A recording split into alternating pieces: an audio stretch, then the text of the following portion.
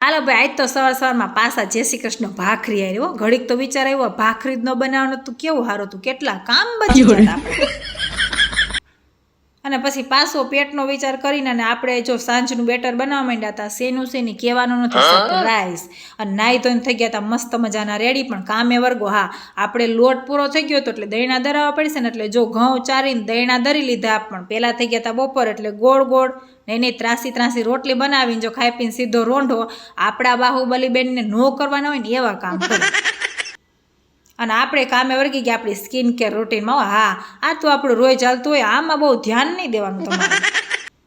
અને હાલો ભાઈ, અડકો દડકો શરૂ થયો છે. હા, આપણે બેન નીચે રમવા ગયા હતા, દડકે રમવા ઘડીક તો મને એમ થયું હાલો હું બેસી જાઉં અડકો દડકો રમવા.